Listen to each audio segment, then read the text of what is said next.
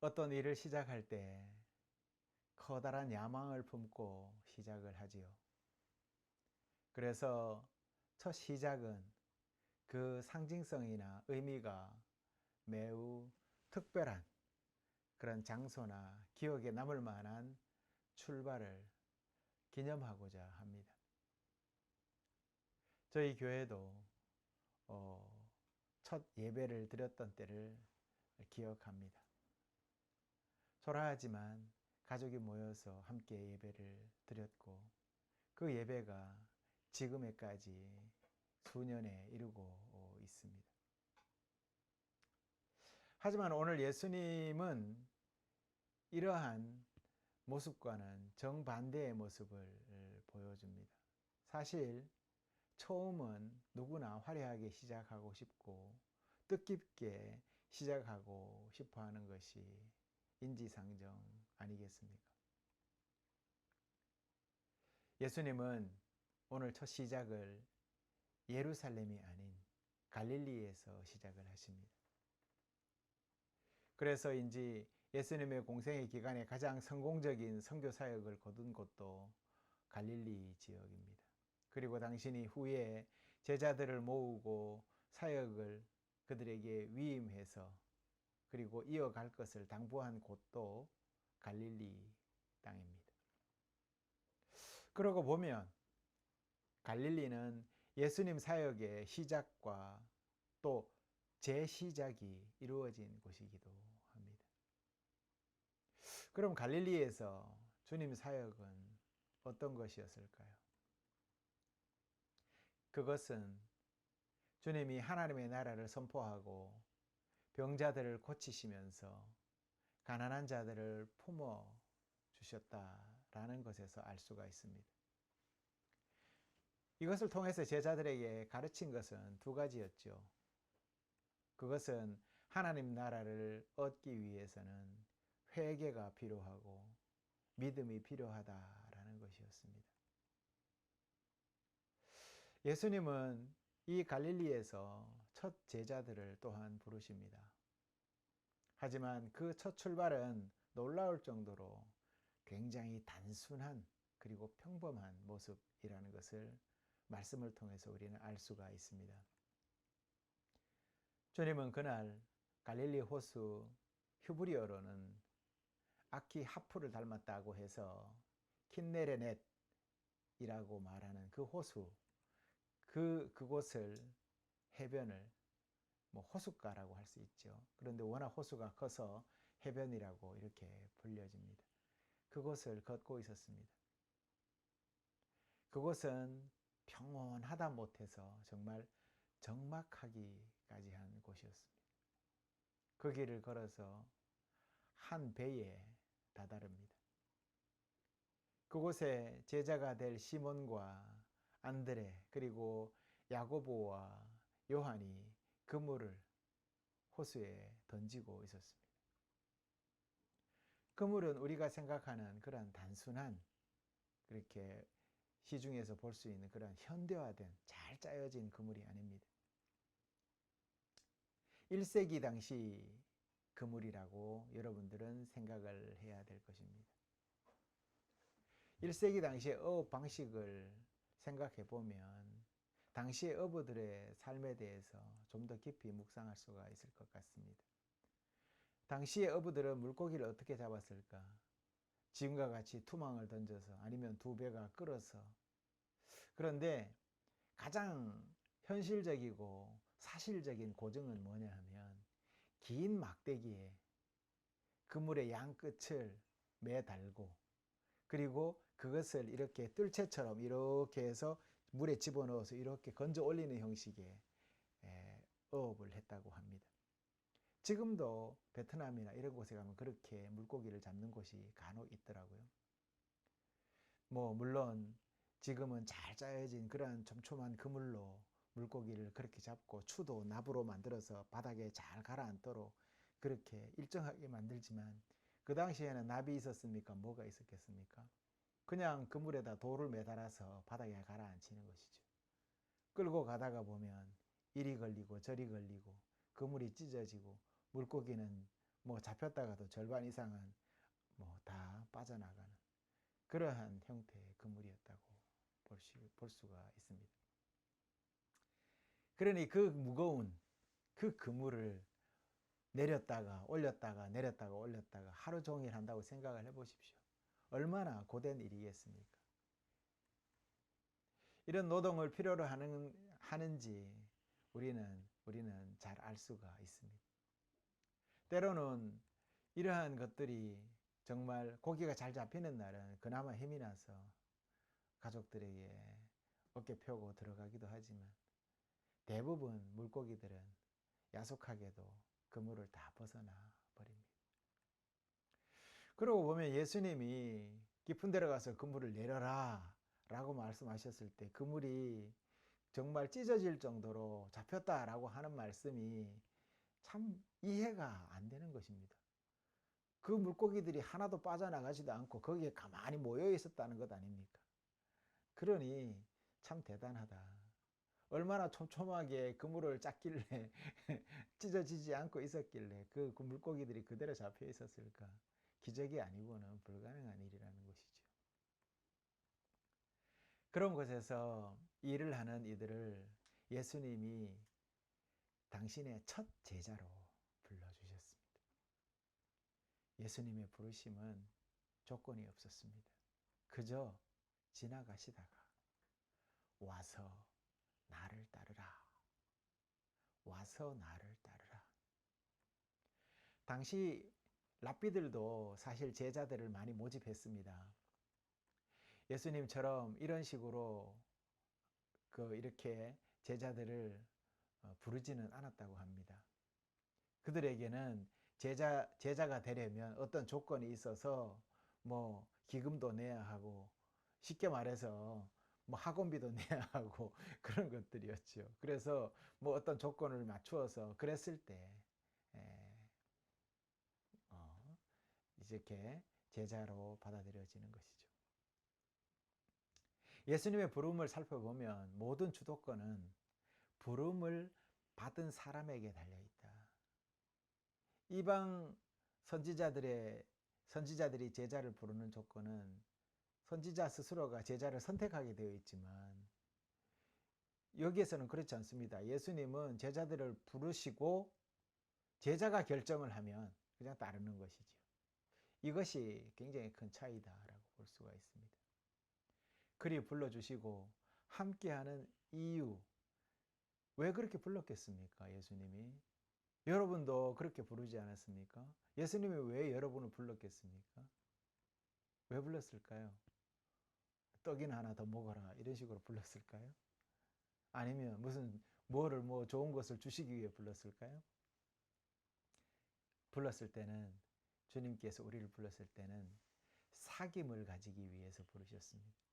나와 사귀자, 나와 친구가 되자 라고 하신 것이죠. 왜냐하면 주님과 이렇게 깊은 사귐 안에서 주님의 부르심이 들려지고 그리 순종할 수 있기 때문입니다. 이것이 주님이 첫 공생애에 제자 4명을 부르시는 모습이었습니다.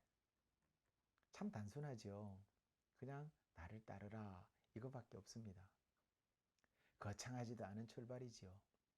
보잘것 없는 출발입니다. 하지만 진정한 주님과의 사귐이 있는 그 자리에서 생명이 잉태를 합니다. 하나님의 나라가 뿌리 내리고 있습니다. 우리는 이 부르심 가운데 주님의 음성을 듣게 됩니다. 이 부름이 제자들의 부름도 되지만 나를 부르시는 주님의 음성이 되기도 한다. 그러니 우리 성도 여러분도 이 부름의 음성이 들려졌다라는 것이지요. 이 부름의 때에 이 결정적인 시간에 복음은 우리에게 무엇을 말씀하시는지 오늘 우리는 좀 더 깊이 묵상해 봐야 하겠습니다. 먼저 오늘 주님께서는 당신의 때를 언급하십니다. 오늘 말씀에 뭐라고 하셨습니까? 14절에 보면 요한이 잡힌 후 예수께서 갈릴리에 오셔서 하나님의 복음을 전하여 이르시되 때가 찼고. 먼저 오늘 주님께서는 당신의 때를 언급하십니다. 때가 찼고. 이 때는 누구의 때입니까? 예수님의 때, 즉 하나님의 때라는 것이죠. 예수님의 때와 시간은 하나님의 때와 시간입니다. 하나님의 때는 누구도 가로막을 수 없습니다. 그 때가 시작되었다라고 지금 15절이 얘기를 하고 있어요. 하나님의 때에 사람들은 뭘 해야 되겠습니까? 그럼 결정이 필요하다라는 것입니다. 지금처럼 계속 하던 대로 살아갈 것인가? 아니면 하나님의 때에 함께 동참하면서 그분이 이끄시는 변화의 방향으로 따를 것인가? 결정해야 된다는 것이죠. 그런 의미에서 요한의 때는 이제 마무리가 되는 때입니다. 그는 복음서에서는 요한이 체포되었다라고 기록하고 있습니다. 이때 예수님은 당신 첫 사역을 갈릴리에서 시작을 하십니다. 성도 여러분, 예수님과 세례 요한이 너무 비교되지 않습니까? 어찌 보면 하나님 입장에서 보면 똑같이 하나님의 일을 하는 사람들인데, 그렇죠. 그런데 한 사람은 갇혀 있고 체포되어서 옥에 갇혀 있고, 한 사람은 이제 막 또 자유롭게 다니면서 하나님의 사역을 펼치고 있으니, 한 사람은 체포되고 예수님은 새 출발을 시작합니다. 요한이나 예수님 모두는 하나님 나라를 위해서 애쓰고 그것을 목표로 달려가고 있습니다.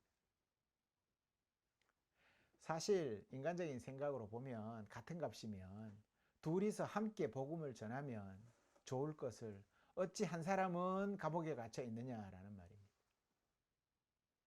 이렇게 생각을 하면 요한은 실패한 사람처럼 보입니다. 과연 요한이 실패한 것일까? 하나님의 입장에서 우리가 한번 생각을 해봅시다. 하나님의 입장에서는 요한이나 예수님이나 모두가 하나님을 섬기는 일을 그들의 전생애를 바쳐서 살았다라는 것을 알 수가 있습니다. 한 사람은 체포되어 갇혀서 하나님의 정의를 드러내는 방식으로, 한 사람은 하나님의 나라를 그렇게 드러내었다면 예수님은 밖에서 몸소 하나님의 사랑을 실천함으로 하나님을 드러내었습니다. 그러니 둘 모두는 지금 하나님의 일을 잘 감당하고 있다라는 것이죠. 그런데 때로는 보면 우리는 착각을 하는 것 같습니다. 하나님의 일은 어떤 형태가 정해져 있고 그 형태대로 하지 않으면 하나님의 일을 하지 않는 것으로 착각하는 것 같습니다. 특별히 우리나라의 기독교의 또 어떤 기성세대와 같은 분들의 생각은 어떤 목회의 형태나 이런 것들을 두고도 보면 정형화되어 있는 교회에 정형화되어 있는 성도들이 출석을 하고, 그래서 그러다 보니까 큰 교회 목사님, 그 큰 교회 목사님은 또 부르는 별명이 달라요. 큰 목사님, 이렇게 부르는 것 같습니다. 사역 형태는 오늘 보면, 말씀을 보면 세례 요한과 같이 갇혀서 그렇게 자기의 삶을 마감하는 그러한 순교의 삶도 하나님 안에서의 하나님의 섬김의 참 진실한 모습이었다라는 것을 우리는 발견할 수가 있습니다. 우리는 그렇지만 대부분 예수님의 모습에 익숙한 것 같습니다. 왜냐하면 체포되어서 옥에 갇히는 모습보다는 복음 전하는 전도자의 모습이 더 익숙하기 때문인 것 같습니다. 기독교 역사에서 보면 우리나라의 일제강점기만 해도 신사참배를 반대하다가 옥에 갇혀서 목숨을 잃은 사람들이 수도 없이 많습니다. 예를 들어 보면 안산에 가면 상록수 교회가 있죠. 일제시대입니다. 교인 전체가 교회에서 예배를 드리는 중에 밖에서 문을 걸어 잠그고 불을 질러서 전 교인이 순교한 사건도 있었습니다. 지금 이곳을 방문할 때마다 식었던 믿음이 더 뜨겁게 솟아오르는 것을 경험합니다. 그들의 가치임이 지금도 살아 우리에게 소리치고 있기 때문입니다. 여전히 복음의 음성이 그곳에서 울려 퍼지고 있기 때문입니다. 이제 우리는 예수님의 때에 하나님의 시간에 우리는 살고 있습니다. 그러니 성도 여러분, 변화의 방향으로 여러분이 나아갈 것인가? 아니면 거부하고 지금의 방향을 고집할 것인가? 결정할 때인 것입니다. 이제 우리에게는 새로운 변화가 필요합니다. 우리 주님이 이끄시는 새로운 변화에 여러분이 동참하셔야 합니다. 우리가 배를 타고 바다로 나가서 그물로 물고기를 잡았다면 이제는 바다가 아닌 다른 장소에서 다른 대상을 향해서 그물을 던져야 할 때입니다. 변화입니다. 하나님의 때는 변화의 시작이고 그 변화는 막을 수 없다고 말씀을 드렸습니다. 이제 그 방향으로 여러분이 갈 것인지 말 것인지 결정해야 합니다. 그렇다고 이 변화가 우리 자신을 영 딴 사람으로 만들어 버리는 것은 아닙니다. 우리는 여전히 우리 자신 그대로 자신의 일을 할 것입니다. 예를 들어서 베드로가 부름을 받았지만 여전히 어부였던 사실이 바뀌지는 않습니다. 그의 정체성은 여전히 그 대상인 생물인 물고기를 잡던 어부에서 단지 이제는 사람인 전인격체를 낚는 어부로만 바뀔 뿐입니다. 다만 변한 것이 있다면 대상이겠죠. 대상. 이제 우리가 행해야 할 대상은 생물인 물고기가 아니라 인격을 갖춘 사람을 향해야 한다라는 것입니다. 여러분, 주님의 이 말씀은 굉장히 중요합니다. 우리가 주님의 시간에 향해야 할 방향은 나의 유익만 집착하던 것에서 이제는 벗어나서 방향을 돌려 다른 사람에게 그 방향을 전환해야 할 때라는 것입니다. 그리고 우리는 인간의 가치를 인정해야 합니다. 과거에는 물고기와 사람의 관계에서 그 물질을 차등적으로 그렇게 여겼던 관계였다면 그것에서 벗어나서 이제 동등한 인격적인 관계 안에서 우리는 새로운 그물질을 해야 합니다. 방식이 바뀌어야 하고 마음가짐과 태도가 바뀌어야 합니다. 즉 물고기를 잡을 때의 그물질로는 사람을 낚을 수가 없습니다. 만약 그런 식으로 사람을 잡는다고 사람을 낚는다고 그물을 이리저리 던지다가는 사람에게 손가락질만 받을 뿐입니다. 이제 그물을 던질 대상이 생물이 아닌 물질이 아닌 존엄성을 지닌 인간이라는 사실을 잊지 말아야 합니다. 그러면 어떻게 해야 하겠습니까? 그렇습니다. 도구가 바뀌어야 합니다. 사람에게 맞는 그물을 다시 준비해야 합니다. 촘촘히 잘 손질해야 합니다. 인격적인 그물을 가져야 합니다. 그 관계 안에 단단히 쳐진 복음으로 엮여진 그물로 저들에게 드리웠을 때 저들은 복음의 사람들이 될 수 있습니다. 가끔 전도를 하다가 싸움을 하는 사람들이 있는 것을 보게 됩니다. 복음을 전한다면서 싸우면 전도가 되겠습니까? 이들을 그물에 비유하면 그물이 찢어지거나 뒤엉켜 있는 그물을 가지고 형제를 대하고 있다라고 볼 수가 있겠지요. 그러니 주님의 변화에 참여하는 이들은 자기 그물을 잘 다듬을 필요가 있습니다. 사람을 위한 그물을 동등한 존엄성을 지닌 인격적인 그물이어야 하는 것이지요. 그러니 성도 여러분은 그물을 질 때 인격적인 그물을 수선하고 지어야 하겠습니다. 그것은 고통에 잠긴 이들, 감정적 결여에 빠진 이들의 마음속에 던져 그들의 마음을 감싸주는 그물이어야 합니다. 이것이 바로 전도의 그물인 것입니다. 이제 새로운 차원으로 우리는 나아갈 준비를 하도록 합시다. 이제껏 세상 속 2차원적인 삶을 살았다면 이제부터는 주님이 부르시는 음성, 나를 따라오너라 라는 음성을 따라서 새로운 시야를 열어야 하겠습니다. 주님을 따른다라는 말은 지금껏 경험하지 못했던 새로운 차원을 맛보는 것을 말합니다. 바로 하나님의 나라를 맛보는 것이지요. 이 모험은 홀로 외로이 떠나는 여행이 아닙니다. 이 모험에는 주님을 따르는 믿음의 형제들이 공동체가 되어서 함께 동행하게 됩니다. 이 믿음의 형제들의 결속은 무엇보다 단단하게 엮여져 있습니다. 물론 저들도 여전히 세상을 떠나서 살아가는 것이 아니기에 생계를 유지해야 하는 힘든 상황에서 벗어나지는 못할 것입니다.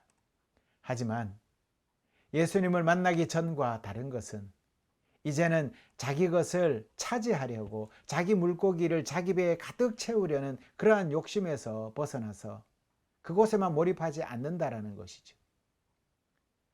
주님의 때에 그 변화에 동참하는 이들은 이제 사람을 낚는 업으로 다른 이들에게 베풀어 주는 삶을 목표로 살아가게 될 것입니다. 그럼에도 분명 이런 삶을 추구하며 살아가려 할 때 여러분 앞에는 여전히 힘겨운 파도가 넘실거릴 것입니다. 하지만 여러분은 그 바다의 넘실거림이 두려움의 바다가 아닌 여러분이 인격적으로 다가가서 그물을 내려야 할 세상이라는 사실을 직시하시기 바랍니다. 우리 주님은 그곳으로 여러분을 가라라고 명령하십니다. 그 하나님이 오늘 우리에게 이렇게 말씀하십니다. 나를 따라 오너라. 이 음성에 제자된 어부들은 즉시 떠나서 예수님을 따랐다고 했습니다. 그들은 물고기가 사는 바다가 아닌 다른 바다를 향해서 떠났습니다. 바로 육지 위의 바다로 향했습니다. 마을이 있는 바다로 향했습니다. 성전이 있는 바다로 향했습니다. 거리의 바다로 각자 떠났습니다. 그들은 어디로 가는지 알 수가 없었지만 나를 따라오너라 라는 주님의 따뜻한 목소리와 눈빛을 안고 세상 속으로 떠나갑니다. 성도 여러분, 때가 찼고 왕국이 가까이 왔습니다. 우리는 지금 갈릴리에 있고 하나님의 복음이 우리에게 전파되고 있다는 것을 여러분은 믿으십니까? 오늘 예수님이 여러분과 함께 걸어가고 계십니다. 동행하고 계십니다. 우리는 지금 어느 바다에 그물을 내리고 있습니까? 주님이 나를 따르라 라고 하셨을 때 제자들은 즉시 주님을 따랐습니다. 여러분은 이 부르심에 어떻게 반응하시겠습니까? 그들은 배 안에서 그물을 수선하고 있었습니다. 여러분의 그물은 손봐야 할 곳이 없습니까? 혹 찢어져 구멍이나 있지는 않습니까? 또 그 그물을 매일매일 손질하고 계십니까? 주님께서 우리를 부르셨으니 이제 여러분의 이름은 그분 입술에 담겨져 있습니다. 한 주간도 여러분의 삶의 자리에서 최선을 다해 그물을 내려 사람을 낚는 어부들이 다 되시기를 간절히 바랍니다. 기도하시겠습니다.